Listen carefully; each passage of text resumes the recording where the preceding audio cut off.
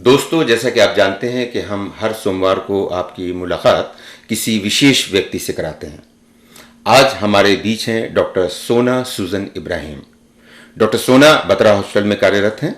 हम उनसे वो जो मेडिकल साइंस की बहुत ही इम्पोर्टेंट फील्ड है एंडोक्रिनोलॉजी, उसकी माहिर हैं, उस पर इनको महारत हासिल है। डॉक्टर सोना, आपका बहुत बहुत स्वागत है हमारे स्टूडियो में। Thank you. डॉक्टर सोना, आपसे पहले मैं ये जानना चाहूँगा कि ये जो एंडोक्रिनोलॉजी फील्ड है, इसमें कौन कौन सी बीमारियां आती हैं, कौन कौन सी बीमारियां कवर होती हैं? देखिए, एंडोक्रिन सिस्टम जो होता है वो एंडोक्रिन ग्लैंड्स से लेके जुड़ी हुई हैं। और एंडोक्रिन ग्लैंड्स शरीर के ऐसे ऑर्गन्स हैं जिसमें से हार्मोन्स बनती है। हार्मोन्स जो ऐसे केमिकल मैसेंजर्स होते हैं जो खून से फैलकर पूरे बॉडी पे इफेक्ट्स कर सकते हैं। तो ऐसे ग्लैंड्स कुछ हैं, जो पिट्यूटरी ग्लैंड है उनमें से एक, और गले में थायराइड ग्लैंड है, और उसके बिल्कुल पीछे 4 पैराथायराइड ग्लैंड्स होते हैं जी। फिर आपके पेट में पैनक्रियास नाम की ग्लैंड होती है, जो ज्यादातर लोग एंडोक्रिनोलॉजी को इसी कारण जानते हैं, डायबिटीज के वजह से, क्योंकि इंसुलिन हार्मोन जो इनसे बनती है। फिर किडनी के दोनों किडनियों के ऊपर एक एक छोटी ग्लैंड्स होती हैं जिसको एड्रीनल ग्लैंड्स कहा जाता है, उसमें से भी बहुत जरूरी हार्मोन्स बनते हैं। और तो जो ओवरीज होते हैं फीमेल्स में, और मेल्स में जो टेस्टीज होता है, ये दूसरे और हार्मोन सेक्रेटिंग ग्लैंड्स होते हैं। आजकल विद मॉडर्न साइंस की जो नई हमारी फाइंडिंग्स है, उसमें से आजकल बोन भी एक मेटाबॉलिक ऑर्गन माना जाता है, बिकॉज हार्मोन्स का बहुत क्लोज इफेक्ट इसके साथ है। फैट एक दूसरा एंडोक्रिन ऑर्गन आजकल में हम मानते हैं, बिकॉज इसमें से भी हार्मोन्स जो कि आजकल रिसेंटली डिस्कवर्ड हार्मोन्स हैं, so that is why the fat tissue is also considered an endocrine organ आजकल। इसका मतलब ये कि बोन से रिलेटेड भी कुछ बीमारियां बिल्कुल एंडोक्रिनोलॉजी के अंडर में आती हैं। तो एक बहुत सारी बीमारियां ही हैं, जो एक काफी ब्रॉड है ये एरिया जी, पर इसके जितना मतलब एक एक डिजीज के बारे में जैसे बात करेंगे तो ज्यादा अच्छा पता चल जाएगा। तो मैं ये जानना चाहता हूँ कि एक तो आपने बताया कि जो मेनली एंडोक्रिनोलॉजी को जाना जाता है वो शुगर की वजह से जाना जाता है, डायबिटीज से जाना जाता है। डायबिटीज से अलग आपने एक और बात बताई कि बोन से रिलेटेड भी कुछ बीमारियां ऐसी हैं जो कहीं जाके एंडोक्रिनोलॉजी से जुड़ती हैं। बिल्कुल। उसके अलावा और कौन सी बीमारियां हैं जो इस एंडोक्रिनोलॉजी के अंडर आती हैं? जो डायबिटीज के साथ में जो कॉमन जो लोग जानते हैं वो है थायराइड की बीमारी। तो थायराइड की हार्मोन की कमी में और ज्यादा बनने से दोनों से बीमारी हो सकती है। हाइपोथायराइडिज्म कमी को बोला जाता है, और ज्यादा बनती है तो हाइपर थायराइडिज्म बोला जाता है। थायराइड हार्मोन आपकी बॉडी की चुस्ती की हार्मोन है, तो एक्सेस में लोगों का वेट लॉस होता है, उनका हाथ कांपने शुरू हो जाते हैं, दिल की धड़कन तेज हो जाती है, रात की नींद उड़ जाती है। तो उस कंडीशन को हम हाइपर थायराइडिज्म कहते हैं। लोगों को कभी कभी गले में एक सूजन भी होती है जिसको गॉइटर कहते हैं। हाइपोथायराइडिज्म में उल्टा होता है, हार्मोन की कमी के वजह से लोगों का वजन बढ़ने शुरू हो जाता है, लोग ज़्यादा लेथार्जिक हो जाते हैं, टायर्डनेस फील करते हैं, और इसके वजह से और इस दोनों की करेक्शन से लोग एकदम नॉर्मल के तरफ आ सकते हैं। जी जी जी। तो ये हुआ थायराइड की बीमारी। पिट्यूटरी ग्लैंड से बहुत ज़रूरी 4-5 इंपॉर्टेंट हार्मोन्स बनती हैं जी। उसमें से जो बाकी 3-4 और एंडोक्रिन ग्लैंड्स को कंट्रोल पिट्यूटरी ग्लैंड से होती है जी। तो अगर आपकी जो बच्चे जब बड़े होते हैं उनकी ग्रोथ, और उसके लिए ग्रोथ हार्मोन जो एक बहुत इंपॉर्टेंट हार्मोन बनती है वो पिट्यूटरी ग्लैंड से बनती है, और इसकी कमी से बच्चों की हाइट पूरी हद तक अगर ड्वार्फिज्म हो सकता है, अगर इसकी हार्मोन की डेफिशिएंसी हो, और अगर बचपन में ही इस हार्मोन की एक्सेस हो तो लोगों को जाइगेंटिज्म कहते हैं। दुनिया का सबसे लंबा आदमी इस पिट्यूटरी ग्लैंड का ट्यूमर है उसको, जिसके वजह से वो इतना टॉल हुआ है। पर उससे नुकसान भी होते हैं, कोई भी चीज ज्यादा या कम में दोनों में हानिकारक होता है। तो उसकी ये ग्रोथ हार्मोन की बात हुई। दूसरी चीज, अगर आपकी एड्रीनल ग्लैंड्स को जो चलाती है एक हार्मोन ACTH, वो भी पिट्यूटरी ग्लैंड में बनती है, उसकी डेफिशिएंसी में भी एड्रीनल ग्लैंड की कमी महसूस होती है। उसमें आपकी सॉल्ट और वाटर बैलेंस में, कभी शुगर्स के तौर पे, इस सब में भी असर पड़ता है। वो कमी क्यों आ जाती है, उसका रीजन क्या है? कभी कभी ट्यूमर्स होते हैं जो इसको इन्वॉल्व करते हैं। तो अगर जैसे ट्यूमर बड़ा होता है वो बाकी नॉर्मल जो हार्मोन बना रहे हैं उनको डैमेज करता है। कभी कभी इन्फ्लेमेशन होती है उसके अंदर जो अपने आप को नुकसान पहुंचाती है। कभी चोट लगी हो एक्सीडेंट्स, हेड ट्रॉमा, उस सब में भी ये ग्लैंड्स को चोट लगती है। जी। एक और वाटर हार्मोन, वाटर की एक रेगुलेशन करने वाली एक और एरिया है पोस्टीरियर पिट्यूटरी ग्लैंड में, जिसको वैसोप्रेसिन कहते हैं और एंटी डायूरेटिक हार्मोन भी कहते हैं। इसका काम यह है कि आपके वाटर को रेगुलेट करना, वाटर बैलेंस को, और इसकी कमी से भी लोगों को बहुत प्यास लगना, बहुत यूरिन जाना, ऐसी एक बात हो सकती है जिससे कि लोग सोच सकते हैं इनको डायबिटीज है, पर यूरिन में शुगर नील होगा। अच्छा। और इसको डायबिटीज इंसिपिडस कहते हैं। डायबिटीज मेलिटस जो आम डायबिटीज को कहते हैं, जिसमें मीठा मतलब शुगर, मेलिटस यानी मीठा, तो ये फर्क है। तो ये हो गया पिट्यूटरी ग्लैंड के परेशानियां। जो पैराथायरॉयड ग्लैंड जो होते हैं, ये कैल्शियम के मेटाबॉलिज्म से रेगुलेट करते हैं, और कैल्शियम, इसकी ट्यूमर्स में कैल्शियम ज़्यादा लेवल में आ जाते हैं खून में, और ये कैल्शियम आते हैं हड्डियों से, और इसकी वजह से हड्डियां खोखली हो जाती हैं, आप ज़्यादा फ्रैक्चर प्रोन होते हैं, और ये क्योंकि खून में कैल्शियम का लेवल ज़्यादा है, किडनी स्टोन्स भी आ सकते हैं। तो ये पैराथायरॉयड ग्लैंड की बात हुई। और जो ओवरीज हैं, टेस्टीज है, मतलब सब वाकिफ होके कि मतलब इससे अगर हॉर्मोन्स ठीक से बनेंगे नहीं तो एक तरह से प्यूबर्टी के जो चेंजेस होते हैं, जो आप जैसे गर्ल्स में जैसे ब्रेस्ट डेवलपमेंट होता है, उसके साथ में फिर पीरियड्स आता है, वो एक जो सीक्वेंस ऑफ इवेंट्स में रुकावट आ जाती है। बॉयज में भी जैसे वो मेच्योरिटी के साथ जो आनी चाहिए चेंजेस, वो नहीं हो पाती, एंड जो कि आगे को उनकी फर्टिलिटी को भी अफेक्ट कर सकते हैं। आजकल डॉक्टर सोना ऑस्टियोपोरोसिस के बारे में बहुत सुना जाता है कि ऑस्टियोपोरोसिस हो गया। मैं ये चाहता हूँ कि आप ऑस्टियोपोरोसिस के बारे में, स्पाइनल ऑस्टियोपोरोसिस के बारे में बताएं, और ये भी बताएं कि स्पाइनल ऑस्टियोपोरोसिस और ऑस्टियोआर्थराइटिस में फ़र्क क्या है। ठीक है, ये देखिए बहुत कॉमनली ये होता है कि पेशेंट्स बहुत कंफ्यूज हो जाते हैं ऑस्टियोआर्थराइटिस और ऑस्टियोपोरोसिस में। जी जी। हड्डी जो होता है उसके अंदर जैसे जैसे अगर खोखली होती जाती है और वो डेंसिटी उसकी कम हो जाती है, बोन डेंसिटी जो कम हो जाती है, उसको ऑस्टियोपोरोसिस कहते हैं। पोरस हो जाता है बोन, और इससे क्या होता है कि उसकी जो स्ट्रक्चर है वो वीक हो जाती है। अगर आप समझ लीजिए कि कोई भी दीवार को दीमक खा रही है तो उसको खोखली कर देती है, that becomes more susceptible to fracture. So that is the structural problem जो कि ऑस्टियोपोरोसिस में हो रही है। बाय इटसेल्फ ऑस्टियोपोरोसिस में कोई दर्द नहीं होता। ऑस्टियोपोरोसिस दर्द तब करता है जब फ्रैक्चर हो चुकी होती है। अगर वर्टिब्रल फ्रैक्चर्स होते हैं लोगों को पता नहीं चलता, और स्पाइनल ऑस्टियोपोरोसिस में होता यही है। वर्टिब्रे में कभी कभी आपको पता ही नहीं चलता, वर्टिब्रे इतने थिन हो गए हैं कि अपने आप में कोलैप्स कर जाते हैं, और उसके बाद फिर पेन शुरू हो जाता है, क्योंकि उसके बीच में जो नसें निकल रही हैं वो दब जाती हैं, इसके वजह से फिर पेन आता है। और ऑस्टियोपोरोसिस के जो कंफ्यूजन जो करता है ऑस्टियोआर्थराइटिस, वो ये होता है जो आपकी दो हड्डियों के बीच में, जब हड्डियां एक जॉइंट बनाती हैं, उसके बीच में जैसे बोन रगड़ रहा होता है, एक कुशन होता है जिसको कार्टिलेज कहते हैं, और ये कुशन वेयर एंड टेयर के जैसे कोई भी एक रेपिटेटिव एक्शन में वो घिस जाता है। जब घिस जाता है, उसकी लाइनिंग जो होती है हड्डियों के ऊपर वो इन्फ्लेम्ड हो जाती है, सूजन आ जाता है, दर्द करता है, वो ऑस्टियोआर्थराइटिस कहा जाता है। जो ज्यादातर लोगों को एज रिलेटेड होती है या वेयर एंड टेयर रिलेटेड, आप समझिए लोग यंग हो सकते हैं बट जैसे स्पोर्ट्स स्टार्स हैं जी, उनको रिपीटेडली ट्रॉमा एक ही जगह पे हो के उनका इतना वेयर एंड टेयर हो जाता है कि वो काफी ज्यादा जल्दी उनको किसी किसी जॉइंट्स में ऑस्टियोआर्थराइटिस हो जाती है। तो ये है फर्क osteoarthritis and osteoarthritis is painful, and osteoporosis by itself painful नहीं है जब तक कि फ्रैक्चर नहीं हो जाता। अच्छा। सो ऑस्टियोआर्थराइटिस आपको मार नहीं डालता, पर osteoporosis of the hip is associated with a higher mortality risk, क्योंकि जब हिप फ्रैक्चर से लोग बेडरिडन हो जाते हैं, पैर में क्लॉट्स बन सकते हैं जो कि लंग को मतलब जाके पल्मोनरी एम्बोलिज्म हो सकता है। दैट इज वाई ऑस्टियोपोरोसिस को हम प्रिवेंट करना चाहते हैं, और अगर है तो जल्दी से डायग्नोज करके उसको ट्रीट करना चाहते हैं ताकि लोगों को फ्रैक्चर हो ही ना। सो दैट इज द डिफरेंस। अच्छा, आपने अभी जिक्र किया कि बोन के बीच में जो कार्टिलेज होता है वो खत्म हो जाता है। हाँ। इसकी वजह से वो हड्डियां रगड़ाती हैं आपस में, और उसी वजह से पेन होता है या जो भी प्रॉब्लम होती है। तो क्या ऐसा कोई मैकेनिज्म या कोई ऐसी मेडिसिन मेडिकल साइंस में नहीं बनी जो कार्टिलेज को रिप्रोड्यूस कर सके? As of now scientifically proven कोई चीज नहीं है। कुछ दवाइयां अवेलेबल है मार्केट में, कॉन्ड्रोइटिन, हाइलुरोनिक एसिड, पर there is no scientific evidence जो आज के दिन कहती है कि this is something that will make a difference.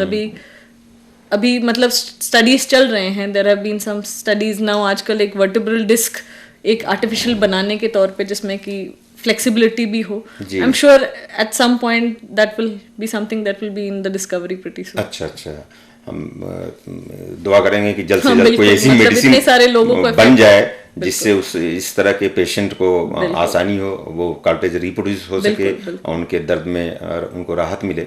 अभी आपने बताया कि ये जो ऑस्टियोपोरोसिस के बारे में बताया कि इसमें हड्डियां रगड़ खाने से थिन हो जाती हैं और वो जो भी है, तो उसको रोकने का कोई रास्ता है कि नहीं? उसका प्रिवेंटिव मेजर कोई है कि नहीं? इसी एरिया में एक और चीज आती है ऑस्टियोमलेशिया, ऑस्टियोपोरोसिस. क्योंकि देखिए ऑस्टियोपोरोसिस को डायग्नोज करने के लिए जब तक फ्रैक्चर नहीं हुआ होता है तो आप जो डायग्नोज करने के लिए एक्सरेज यूज कर सकते हैं. एक्सरे में जब देखेंगे तो बोन की डेंसिटी कम दिखेगी. पर एक और कंडीशन है जो इंडिया में नहीं वर्ल्ड में प्रेवलेंट है, वो है विटामिन डी डेफिशिएंसी. और विटामिन डी डेफिशिएंसी को हम कहते हैं ऑस्टियोमलेशिया. और ऑस्टियोमलेशिया ये होता है कि विटामिन डी की कमी की वजह से कैल्शियम हड्डी पे डल ही नहीं पा रही है, poor mineralization of the bone, और इसकी वजह से बोन डेंसिटी कम है. ऑस्टियोपोरोसिस में बोन डेंसिटी थी जो कि अब खोखली हो रही है. ऑस्टियोमलेशिया में डली ही नहीं तो फिर इसीलिए खोखली लग रही है. So at a point in time दोनों बोन्स कम डेंस लगेंगे, पर एक का ट्रीटमेंट है विटामिन डी रिप्लेस कर लीजिए, कैल्शियम रिप्लेस कर लीजिए, बोन डेंसिटी इंप्रूव हो जाएगी. और ऑस्टियोपोरोसिस के लिए फिर जो बोन्स को खोखली करती हैं उन सेल्स को रोकना जरूरी है. कैसे वो दवाइयां हैं जिसको बिस्फॉस्फोनेट्स क्लास की एक दवाइयां हैं, उनसे ये ऑस्टियोक्लास्ट की एक्टिविटी को हम कम कर सकते हैं, जिसकी वजह से बोन की एक फास्ट जो खोखला होना वो थोड़ा बंद हो सकता है. सो आपकी धीरे धीरे करके बोन डेंसिटी. अच्छा, ये जो हड्डी आपने बताया कि फ्रैक्चर हो जाती है, तो ये अपने आप होती है या गिरने से होती है? देखिए ऑस्टियोपोरोसिस के लिए वर्टिब्रल फ्रैक्चर्स कभी कभी अपने आप भी हो जाते हैं, क्योंकि आप समझ लीजिए आपकी वर्टिब्रल कॉलम इतना प्रेशर मतलब वेट का बेयर कर रही है, तो कभी कभी अगर इतनी थिन हो गई तो अपने ही वजन के अंडर वो कोलैप्स कर सकती है.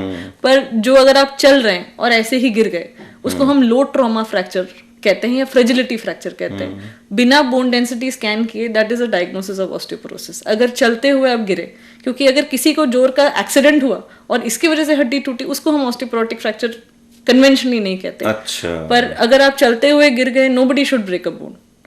That is an indication that आपकी बोन्स वीक. इसका मतलब ये होगा कि अगर वेट ज्यादा है उस इंसान का तो वो ज्यादा प्रोन है. एक्चुअली काउंटर इंट्यूटिव है थोड़ा. Actually those who are thin are at higher risk for osteoporosis, क्योंकि जो वेट ज्यादा है उनको कुशन इफेक्ट होता है, उनकी हड्डियां कम टूटती हैं. And this is found that being obese is only protective for osteoporosis, and being thin is a risk factor for osteoporosis. अच्छा, ये तो बिल्कुल नई बात है. थोड़ा काउंटर इंट्यूटिव है, पर that is what the studies से. अच्छा, ये बताइए डॉक्टर सोना कि ये जितनी बीमारियों का अभी आपने जिक्र किया, इंक्लूडिंग शुगर, ये जो प्रेग्नेंट स्त्रियां होती हैं उनके पेट में जो बेबी है, अगर उस औरत को, उस महिला को पहले से इनमें से कोई भी बीमारी है, तो क्या उसका असर उस बच्चे पर पड़ सकता है? देखिए जो डायबिटीज है, डायबिटीज मदर को अगर है तो अगर उनकी शुगर्स हाई हैं तो वो उसका असर बच्चे पे आ सकता है. अगर स्पेशली फर्स्ट ट्राइमेस्टर जो होता है, पहले 3 महीने जो प्रेग्नेंट होती हैं, उस टाइम पे अगर शुगर्स हाई होते हैं तो बच्चों को ऑर्गन्स फॉर्म होने वाली टाइम होती है. उस टाइम पे अगर शुगर्स हाई है तो फिर वो बच्चे के ऑर्गन फॉर्मेशन में प्रॉब्लम आके हार्ट में होल, जो स्पाइनल कॉर्ड बन रही है उसमें गैप, इस तरह की जिसको स्पाइना बाइफिडा कहते हैं, उस तरह की डिफेक्ट्स होने का चांसेस बहुत ज़्यादा है. अगर फर्स्ट ट्राइमेस्टर खत्म हो गई, सेकंड ट्राइमेस्टर, ज़्यादातर जेस्टेशनल डायबिटीज जिसको कहते हैं, जो प्रेगनेंसी में जो डायबिटीज आती है, जो प्रेगनेंसी के फौरन बाद चली भी जाती है, वो डायबिटीज ज़्यादातर करीब 27 to 28 वीक्स टाइम पे आती है. और उस टाइम पे जो शुगर का असर ये है कि इंसुलिन के लेवल्स, बच्चे को तो डायबिटीज नहीं है, माँ की तरफ से जो शुगर वो हाई देखता है वो इंसुलिन ज्यादा बनाता है, और इसकी वजह से उसको इतनी ग्लूकोज की जरूरत नहीं है, वो स्टोरेज में डाल देता है. अच्छा, तो बच्चा हैवी होता है काउंटर इंट्यूटिवली. यही मैं आपसे जानना चाह रहा था कि कभी कभी जब बच्चा बहुत तंदुरुस्त पैदा होता है तो हम खुश होते हैं. बिल्कुल, बच्चा बहुत तंदुरुस्त पैदा होता है. 4 kg के वेट के ऊपर वाला बच्चा का इंडिकेशन ही ये है कि मदर को शायद शुगर हुई होगी. मतलब हम ये लेके चलते हैं कि अगर मोर देन 4 kg, हम उसको मैक्रोसोमिया कहते हैं, और वो एक उसको आगे को खुद बच्चे को आगे डायबिटीज होने का और ओबीस होने के चांसेस को बढ़ाता है। दूसरी चीज, अगर शुगर्स हाई हैं, कभी कभी उल्टा भी होता है कि प्लेसेंटा की फ्लो की कमी की वजह से बच्चा लो बर्थ वेट भी हो सकता है। तो एक यू शेप्ड कर्व है कि एक एक्सट्रीम में बहुत बड़ा बच्चा भी हो सकता है और दूसरे एक्सट्रीम में प्लेसेंटा की फ्लो कम होने की वजह से बच्चा IUGR, जिस इंट्रायूट्राइन ग्रोथ रिटार्डेशन भी हो सकता है। सो मदर के शुगर्स प्रेगनेंसी में अच्छे तरह से कंट्रोल करने से ये दोनों चीजों से हम बच सकते हैं। दूसरी चीज, मदर कितना वेट गेन करती है प्रेगनेंसी में। लोग ज्यादातर ये होता है, कोई प्रेग्नेंट हुई तो घर वाले खुश हुए तो अच्छे तरह से खिलाओ, उसकी क्रेविंग्स है, ये है। और बहुत टाइम ये होता है कि प्रेगनेंसी में लोग 15-20 मतलब उससे ऊपर ही मान लीजिए वेट गेन कर लेते हैं। और आजकल स्टडीज ये बता रही हैं कि ये जो एक obesogenic environment starts in the womb, कि मदर का जो हाई इंसुलिन लेवल्स, इस सब का इफेक्ट बच्चे को कोख से ही इफेक्ट पड़ता है। और कभी कभी इन बच्चों को it predisposes them to metabolic syndrome या वेट की प्रॉब्लम्स, शुगर भी at an earlier age than it was expected.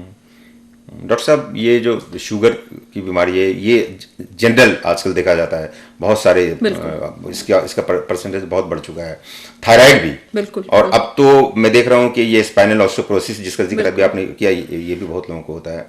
आप ये बताएं कि इनसे बचने के लिए क्या रास्ता है, कि इससे बचा जाए, क्या आदमी करे कि जिससे इन बीमारियों से बचने की उम्मीद हो? ये बहुत सारी जो चीजें हैं, ये आजकल की जो बीमारियां हैं, lot of them are lifestyle disorders. कुछ हद तक हमारी रहने सहने के मतलब एक ढंग ने हमको इस तरह से मोर प्रोन बना दिया है, क्योंकि एक तो हमारी खाने पीने का जो हमारा इफेक्ट है, और दूसरी चीज हमारी फिजिकल एक्टिविटी एकदम कम है।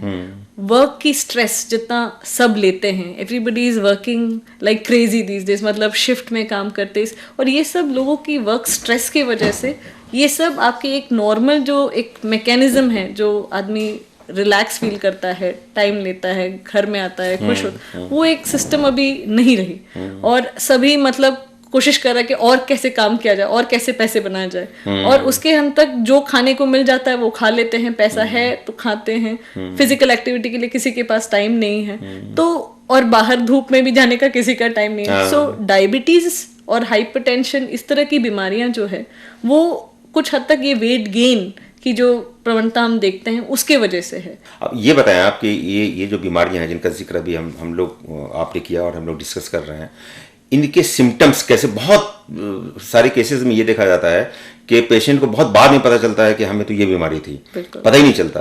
तो कैसे वो जाने कि हमें शुगर हो गया है, या हमें थायराइड हो गया है, या हमें ऑस्टियोपोरोसिस हो गया है? मैं ये कहूंगी कि आजकल जनरल अवेयरनेस तो काफी बेटर हो गई है। मतलब आप इस जैसे प्रोग्राम्स के जरिए ही, या लोगों के पेपर में जो आर्टिकल्स आते हैं, लोग एटलीस्ट थोड़े बहुत अवेयर हो जाते हैं कि अगर हल्का सा भी कोई प्रॉब्लम लगता है, उनके डॉक्टर ने शुगर चेक कर लिया और वो जल्दी से आके अपना रिपोर्ट दिखा दिया और जल्दी ही कुछ उसका उपाय कर लिया, जिससे कि वो बहुत बड़ी प्रॉब्लम से बच जाए। पहले जब मैं मेडिकल स्कूल में थी, उस टाइम पे डायबिटिक फुट के केसेस हम बहुत देखते थे।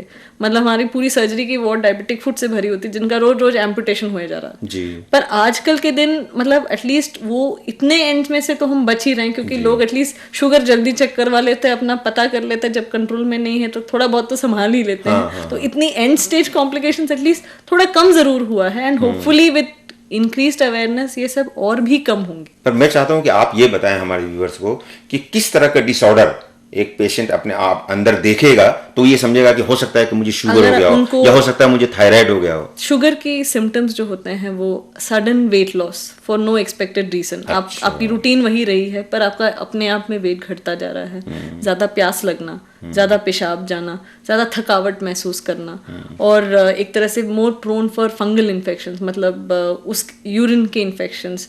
आपका कोई वुंड है तो वो सूख नहीं रहा है, हाथ पैर में जलन, सुनपन, ये सब शुगर की निशानियां हो सकती हैं। और थायराइड के हिसाब से, जैसे मैंने आपको कहा, हाइपोथायराइडिज्म में ये होता है कि लोग वजन गेन करते हैं, पर एक्चुअली वजन इतना ज्यादा नहीं होता, 3-4 किलो की बात कर रही हूँ। ज्यादातर एक ओबेसिटी की वजह से लोग वेट गेन करते हैं, पर एक टायर्डनेस फील करना, लथार्जी, एनर्जी ना होना, तो उस टाइम पे आप थायराइड की लेवल चेक करवा सकते हैं। अगर वो नॉर्मल है then it is something else, but अगर अब नॉर्मल है देन दैट बहुत आसानी से उसको ट्रीट किया जा सकता है। हाइपरथायरॉयडिज्म में उल्टा होता है, लोग का again without any reason weight loss हो रहा है, पर उसके साथ में उनको बहुत गर्मी भी लगती है, हाथ पैर भी कांपने लगते हैं। तो उस तरह के सिम्टम्स, और गले में अगर कोई गांठ भी दिख जाती है तो उससे वो हाइपरथायरॉयडिज्म का एक आइडिया लगा सकते हैं। फिर थायराइड की ब्लड टेस्ट करनी होगी और उसके बाद फिर उसका इलाज हो सकता है। और ऑस्टियोपोरोसिस के प्रॉब्लम ये है कि देखिए वेस्टर्न कंट्रीज में इस सब के स्क्रीनिंग प्रोग्राम्स हैं। मतलब जैसे ही कोई 60 इयर्स का हो जाता है, जब because age is a big factor for osteoporosis, तो जैसे ही कोई 60 इयर्स का होता है, हर साल या हर 2 साल में उनकी एक ऑस्टियोपोरोसिस की एक स्क्रीनिंग, जिसको डेक्सा स्कैन कहते हैं, वो करवा सकते हैं। पर इंडिया में अभी उसकी एक अवेयरनेस, क्योंकि पब्लिक हेल्थ प्रोग्राम के तौर पे नहीं है। जब किसी की हड्डी टूटती है तभी जाके कोई डॉक्टर देखता है, तो फिर तब तक ऑस्टियोपोरोसिस ने एक हड्डी तो तोड़ दी है, तो that is self is a sign कि आपकी दूसरी भी हड्डियां टूट सकती हैं। तो एटलीस्ट वो एक पॉइंट ऑफ इंटरवेंशन तो हुआ। बट कॉमन पब्लिक में आप ये कर सकते हैं कि मतलब अगेन जैसे एज 60 प्लस हुई तो आप अपना एक डेक्सा स्कैन कम से कम साल में या 2 साल में एक बार करवा के आप इसको डायग्नोज कर सकते हैं at an earlier point before a fracture happens. जी। That would be the way to diagnose it before problem. अच्छा, सपोज कीजिए कि अब ये पता चल गया कि हमें शुगर है या हमें थायराइड है या ऑस्टियोपोरोसिस है, तो इसका ट्रीटमेंट क्या है? देखिए, शुगर की बीमारी मैं कहूँगी इट्स लाइक आपकी पैनक्रियास एक इंसुलिन बनाने की फैक्ट्री है। तो धीरे धीरे करके डायबिटीज बीमारी है कि इसकी वर्कर्स धीरे धीरे करके घट रहे हैं। तो शुरू में हम कुछ दवाइयाँ ऐसे दे सकते हैं जो इंसुलिन बन रही है उसकी एक्शन को बेहतर कर सकता है। जी। बाकी जो इंसुलिन जो दवाई है वो बचे हुए जो वर्कर्स हैं उनसे ज़्यादा इंसुलिन बनवाने का काम करती है। जी। तो diet plus exercise plus tablets, जो ये 2 किस्म के is the primary treatment for diabetes. अब मान लीजिए अगर आपके फैक्ट्री के वर्कर 10 पे आ गए 100 में से, तो फिर ये गोलियां काम नहीं करेंगी, क्योंकि अगर वर्कर नहीं है तो आउटपुट कहाँ से आएगा? अच्छा। उस पॉइंट पे हम इंसुलिन ऐड करने की बात करते हैं। So that would be the last, मतलब आप समझे एक sort of and stage of diabetes, जिसमें कि आपको मतलब इंसुलिन ऐड करने की जरूरत पड़े। बट इंसुलिन ये नहीं कि इंसुलिन डालने से ही लोग मर जाते हैं या कॉम्प्लिकेशन होता है। प्रॉब्लम ये होता है कि आप समझ लीजिए कि उतने साल अगर शुगर्स कंट्रोल में नहीं रहे तो फिर कॉम्प्लिकेशन आ जाते हैं। वो इंसुलिन की वजह से नहीं है, वो कॉम्प्लिकेशन आए क्योंकि आपने अपना शुगर ठीक नहीं रखा। अच्छा। अगर जैसे भी हो आपने अपना शुगर परफेक्ट रखा, मतलब जितना नॉर्मल के करीब रख पाए, तो आपको कभी भी डायबिटीज के कोई कॉम्प्लिकेशन आने की जरूरत ही नहीं है, भले आप इंसुलिन ले या फिर उसको परफेक्ट कैसे रखा जाए? क्या फूड मैनेजमेंट से? फूड मैनेजमेंट एक नियम से जीना, मतलब खाना टाइम पे खाना, अपना खाने की अमाउंट सीमित रखना, जिस चीज़ों को अवॉइड करना उसको अवॉइड करना। तो उस तरह की एक discipline life along with tablets plus minus insulin as जैसे ज़रूरत पड़ती है, उससे आपकी अपनी शुगर्स बहुत अच्छी कंट्रोल में आ सकती है। क्या चीजें स्ट्रिक्टली प्रोहिबिटेड हैं शुगर वालों के लिए? शुगर और उसके बाद राइस। देखिए, शुगर एक चीज ऑब्वियसली है, पर देखिए लोगों में एक बहुत एक सोच है कि राइस बहुत गंदा है, राइस का पानी फेंक दिया तो सब कुछ ठीक है, रोटी में कोई प्रॉब्लम नहीं है, रोटी जितने मर्जी खा सकते हो। देखिए, ये सब अनाज के पोर्शंस हैं। अनाज जाके बेसिकली स्टार्च, तो ये सब कार्बोहाइड्रेट्स जाके ग्लूकोज में बदल जाते हैं बॉडी के हिसाब से। तो जो भी फॉर्म ऑफ स्टार्च आप लें, तो उसकी क्वांटिटी एक टाइम पे जो आप ले रहे हैं उसको सीमित फॉर्म में लेना ज्यादा जरूरी है। आप मान लीजिए कि 2 रोटी 1-1.5 कटोरी चावल के बराबर लगभग आप मान लीजिए, तो अगर ये नहीं खा रहे हैं तो वो you can substitute one with the other, पर उसकी क्वांटिटी रेस्ट्रिक्ट करना पड़ेगा। You can't have a big plate of rice and say that roti is better. वो रोटी अगर आप 6 खा लेंगे वो 1 प्लेट के बराबर हो गई। बिल्कुल। तो ये फर्क है। और थायराइड का ट्रीटमेंट? थायराइड का ट्रीटमेंट देखिए actually is much more easier. अगर कोई बीमारी पूछ के मांगना हो तो वो थायराइड ही है कि आप समझ लीजिए रोज एक गोली आपकी खाली, जो थायराइड की रिप्लेसमेंट होती है, ये जो हार्मोन बनती है उसकी एक टैबलेट आती है, वो आप सुबह जो एक डोज है आपके डॉक्टर ने जो प्रिस्क्राइब किया है वो आप उस डोज में लेते रहेंगे तो आपकी थायराइड की हार्मोन लेवल ठीक रहेगी। लॉट ऑफ टाइम्स उसमें भी परेशानी ये होती है कि लोग कहते हैं हमारी तो थायराइड के लेवल हमेशा फ्लक्चुएट करते हैं। वो होता इसलिए है कि लोग थायराइड की दवाई लेते हैं, लेवल ठीक में आ जाता है और फिर वो छोड़ देते हैं, सोचते हैं कि मतलब प्रॉब्लम ठीक हो गया। अच्छा। एंडोक्रिन की बीमारी अनफॉर्चुनेटली ज्यादातर लाइफ लॉन्ग बीमारियां हैं। आप समझ लीजिए कि जैसे खांसी जुकाम एंटीबायोटिक का कोर्स खत्म कर लिया, हमेशा पेशेंट कितने दिन के लिए लेना है, मतलब 3 महीने के लिए लेना है, 2 महीने के लिए, तो फिर उनको समझाना पड़ता है कि ये एक लाइफ लॉन्ग डिसऑर्डर हो सकती है। एंड अगर ऐसा है तो आपकी अगर लेवल में आ गई, इसका मतलब इसी डोज पे आपको चलते रहना है, ये नहीं कि बंद करना है, क्योंकि एक वेइंग बैलेंस के जैसे है। आपकी बॉडी की रिक्वायरमेंट एक तरफ और आप जितना हम आपको दवाई दे रहे हैं वो एक तरफ। और कांटा बीज का आपका थायराइड की जो टेस्ट होती है, अगर हमने आपकी जरूरत पूरी की बिल्कुल एग्जैक्टली तो कांटा बीच में आ जाएगा। अगर हमने वापस उसको बंद कर लिया मतलब तो कांटा वहीं पहुंच जाएगा जहां शुरू हुए थे। अगर ज्यादा दे दिया तो कांटा दूसरी तरफ चलता, तो मतलब इट्स अ सिंपल लॉजिक। अगर वो पेशेंट समझ जाए तो वो अपना देते रहेंगे, उनकी कंट्रोल में रहेगी, कोई फ्लक्चुएशन नहीं। जी जी जी।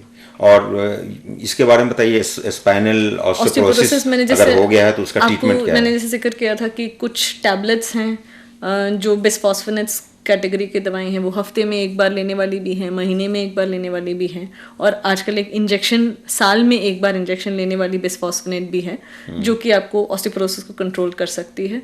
उससे भी ज़्यादा सिवियर ऑस्टियोपोरोसिस अगर है जिसमें कि हड्डी बहुत ही खोखली है तो फिर एक और इंजेक्शन आता है जो कि एक डेली डोज इंजेक्शन होता है, टेरीपैराटाइड नाम की एक इंजेक्शन आती है, उसको कम से कम 18 महीने तक देते हैं। उससे ज़्यादा जल्दी बोन डेवलप होती हैं। 1-2 और नई दवाइयाँ आई हैं जो कि एक आम तौर पे नहीं आई है, पर it is available world wide, अभी आना शुरू हो गया है। जी जी जी। तो ये सब ट्रीटमेंट मोडालिटीज़ हैं। जी डॉक्टर सोना, आपने इंडोक्रिनोलॉजी फील्ड के अंदर जितनी भी बीमारियां आती हैं उसके बारे में बहुत डिटेल में हमारे व्यूवर्स को बताया। वो क्यों होती हैं, उनसे कैसे बचा जा सकता है, उनके सिम्टम्स क्या हैं, उनके ट्रीटमेंट्स क्या हैं, उसको बहुत ही विस्तार से आपने हमारे इसको व्यूवर्स को, हमारे स्टूडेंट्स को इसकी जानकारी दी। हम आपको बहुत बहुत शुक्रिया अदा करते हैं और हम दुआ करते हैं कि आप इसी तरह से अपनी फील्ड में तरक्की करें और जो पेशेंट इस बीमारियों से जूझ रहे हैं उनकी सेवा कर सकें और तरक्की करें। बहुत बहुत शुक्रिया, बहुत बहुत शुक्रिया। Thank you very much.